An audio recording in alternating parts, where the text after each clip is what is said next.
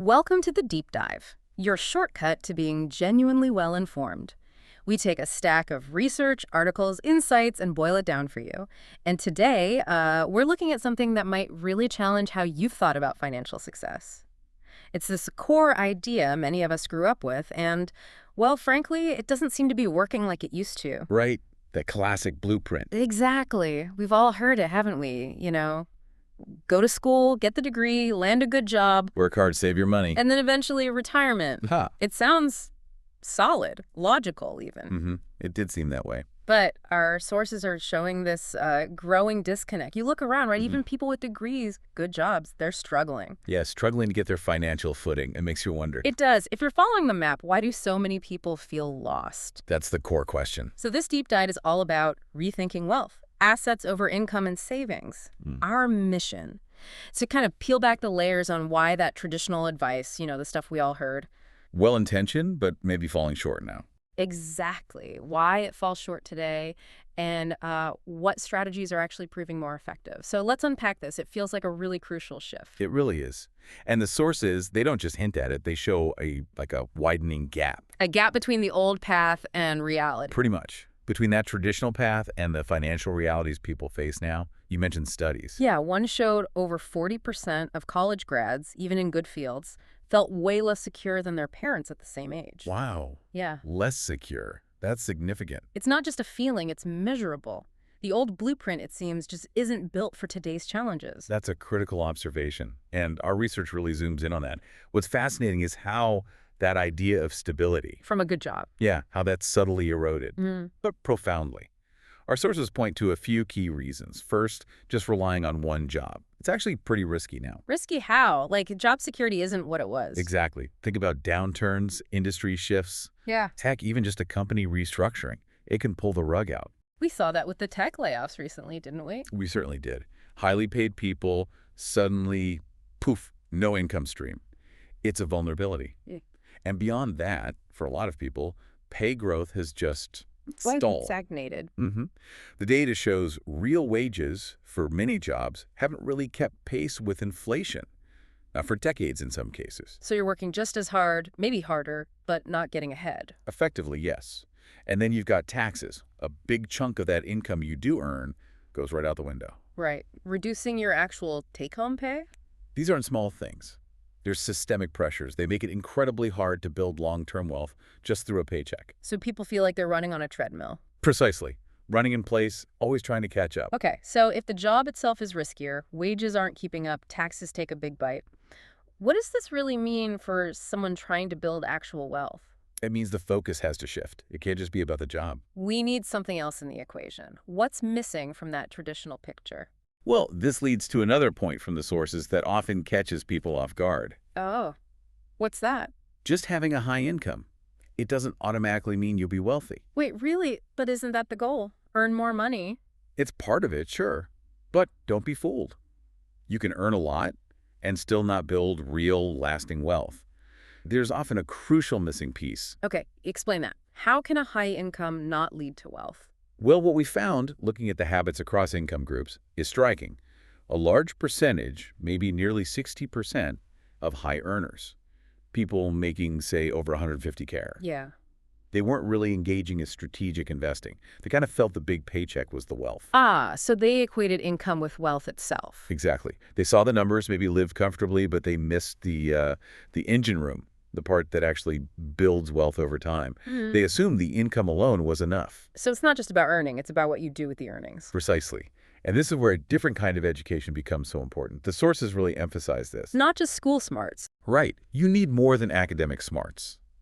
You need to learn how money really works, how it grows, how it compounds, how to protect it. Which raises a big question, doesn't it, about our education system? It does. Are we teaching people how to earn money, but not really how to make that money work for them? Like, the difference between being a laborer in this system versus an architect of your own finances. That's a great way to put it. Being an architect. Okay, that distinction. Earning versus making money work for you. That's where it gets really interesting, isn't it? Because if a high income isn't the magic bullet and school isn't teaching this how money really works, Yeah. then what is the key? It points towards a fundamental reevaluation, right, of how wealth is actually built. Okay, let's talk about the next piece of standard advice, Mm. saving money. Ah, yes, the savers. And look, yes, saving is obviously important. It's way better than spending everything. Essential for emergencies, short-term stuff. Absolutely. Foundational. Can't Yeah. argue with that. But, and this is a big but from our sources, just saving, it's still not enough. Not enough for real wealth building, no. It's necessary, but it's definitely not the whole picture. Why not? If you're diligently putting money aside, what's the problem? The problem, the fundamental issue with relying only on cash savings, especially in like a standard bank account, is inflation. Ah, the hidden tax. You could call it that. Yeah. Prices for everything, goods, services, they keep going up, right? Usually 2–3%, maybe more sometimes. But the interest you earn on most savings accounts, historically, it rarely keeps up with that. So if your money earns, let's say, 0.5%. Which is pretty typical for basic savings. Right, but inflation is running at 2.5%. Mm. Your money is actually losing 2% of its purchasing power every single year. Losing power. So the money you save is worth less over time. Effectively, yes. That $100,000 you save today, 5 years from now, factoring in inflation, it might only buy what, say, $90,000 buys today, maybe less. Wow.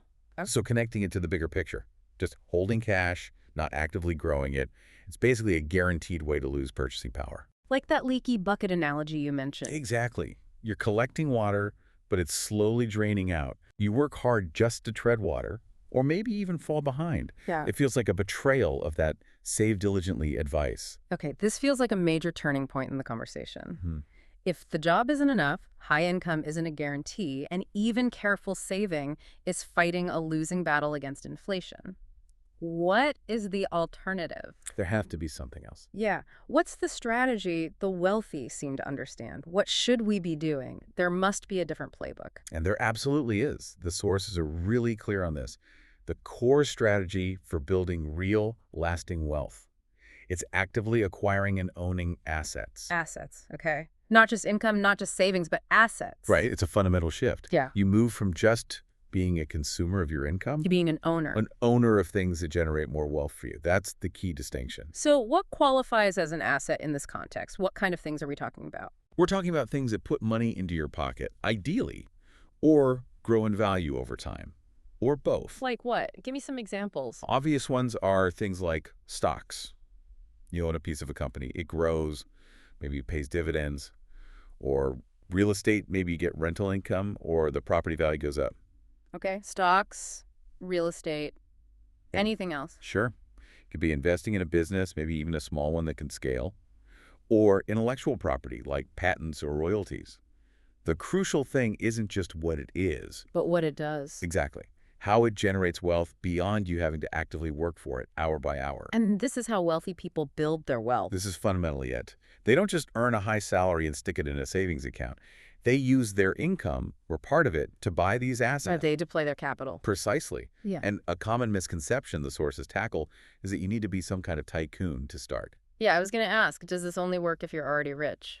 Not at all. You don't need to start a big company. You can buy shares in great companies that already exist. You don't need to buy a whole building. There are other ways into real estate. Yeah, things like REITs, real estate investment trusts, or even smaller, more accessible options are emerging. The fascinating thing is this shift From trading time for money. to making your money work on its own. Compounding, growing through appreciation, dividends, rent, letting your resources do the heavy lifting. Which gives you back time. Your most valuable asset, Right. time. That is. Yeah, that's a profound shift. Moving from trading time for money to having money work for your time. It just reframes the whole thing. It really does. So it's not just earning, not just saving. It's Yes. strategically making your money do something productive. It's active, deliberate, building, not just accumulating. Being an owner, not just an employee or a consumer. That's the core idea. Okay, so this brings us to the ultimate principle, doesn't it? The thing that ties all these points together. The main takeaway. Yeah, the absolute core lesson from all the sources we've looked at. It feels like more than just a tip. It's like the bedrock. It really is. The ultimate key, and the sources hammer this home, is learning how to make your money work for you. Not just working for money. Exactly. That's the paradigm shift. And it directly tackles those challenges we talked about earlier, this stagnant wages, job insecurity, inflation. Well, by focusing on buying assets that generate income or grow in value, you're building a system. A system where your wealth increases independently of your direct daily labor. Okay, so it creates a separate engine for growth. Think of it like this. Your job, that's your starting capital. It's the fuel. Got it. But your assets, those are the engines. Without engines, no matter how much fuel you pour in, you're just sitting there. Right. You're not going anywhere. But with those engines, your wealth can move forward even when you're not actively pushing the accelerator.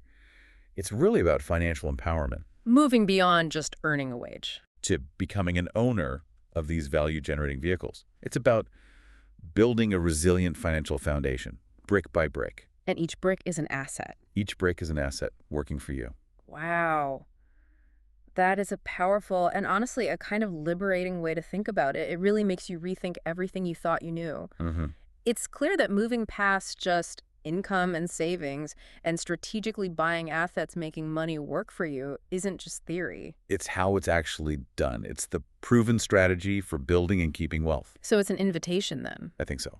An invitation to be proactive in your financial life, to understand that just earning and saving in today's world probably isn't enough to really get ahead. You need to leverage capital. Leverage the often untapped power of capital to work for you. Okay.